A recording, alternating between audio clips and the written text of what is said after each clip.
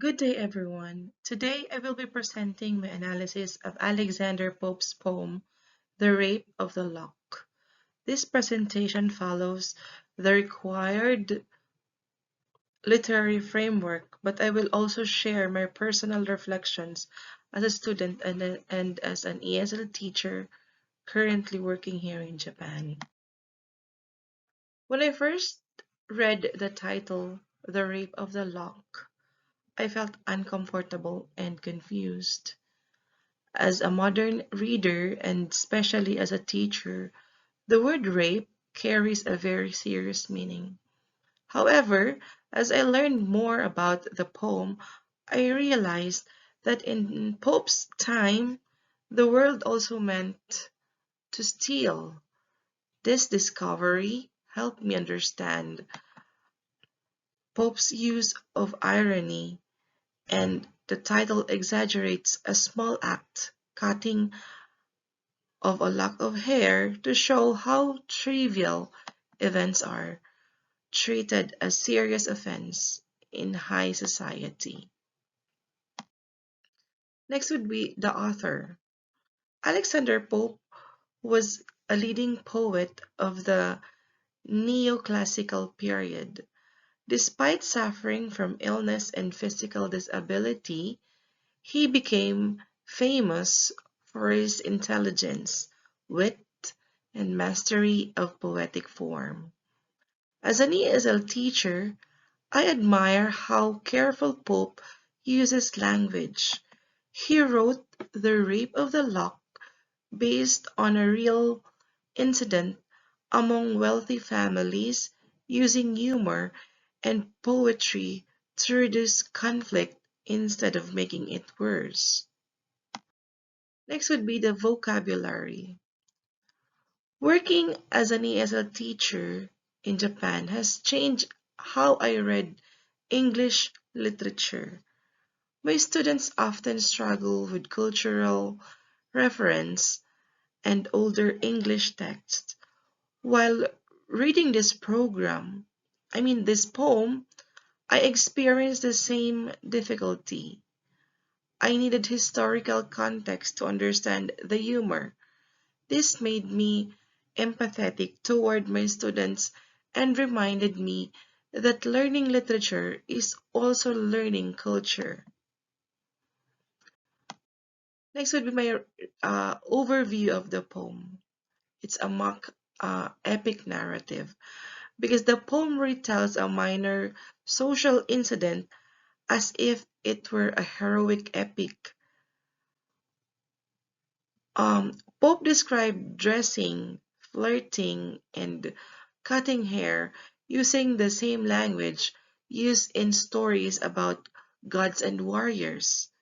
As a student, I found this funny, and as a teacher, I see it as an effective way to criticize society without sounding angry. Next would be the speaker. The speaker of the poem um, is an omniscient narrator who sounds playful and ironic. The narrator knows everything but remains emotionally detached. This distance allows readers to laugh at the character rather than feel sympathy for them. This technique reminds me of how humor can be or can make criticism easier to accept. Next would be the mood. The mood of the poem is light, playful, and satirical. However, when when the lock of hair is cut, the tone suddenly became or it the tone suddenly becomes dramatic.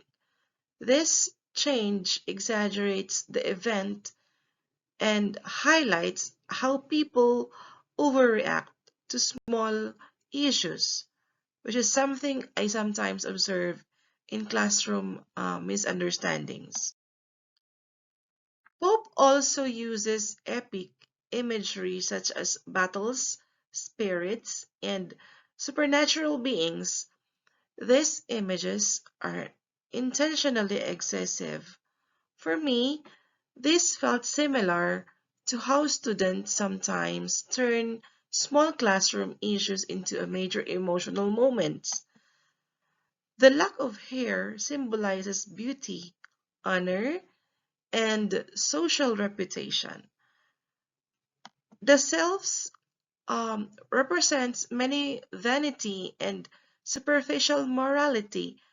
As a teacher, this reminded me of how young people often worry deeply about appearance and social approval.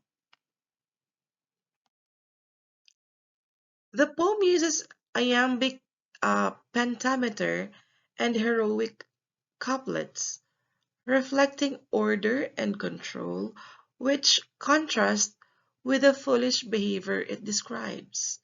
The poem uses heroic couplets written in iambic pentameter, teaching stress and rhythm to Japanese students is challenging. So reading Pope helped me appreciate the musical structure of English poetry even more. The poem is divided into 5 cantos, similar to classic epics. The strict structure reflects order and balance, which contrasts with the foolish behavior of the character. As a mock epic, the poem imitates epic conventions to ridicule trivial aristocratic concerns. The poem imitates epic traditions to make fun of trivial problems. This genre allows Pope to criticize society in an entertaining and intelligent way. The poem shows how pride and concern can, uh, concern for appearance can turn small matters into serious conflicts. The main theme of the poem is vanity.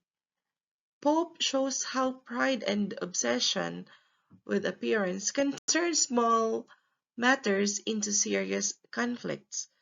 This theme remains relevant even today. Pope promotes reason, moderation, and social harmony while criticizing excess and vanity. The poem reflects neoclassical values such as reason, moderation, and harmony. Pope suggests that society should value logic over emotion and balance over excess. The poem may be adapted into a short dramatic skit emphasizing exaggerated reactions to highlight satire. In conclusion, The Rape of the Lock uses humor and irony to criticize superficial values and reminded readers of the importance of reason. This poem taught me that humor is powerful and it's a powerful teaching tool also. As an ESL teacher here in Japan, I aim to use humor and cultural explanation to help students understand difficult texts, just as Pope used humor to address social conflicts. The Rape of the Lock is more than a humorous poem. It shows how literature can gently criticize society, teach values, and remain meaningful across culture and time.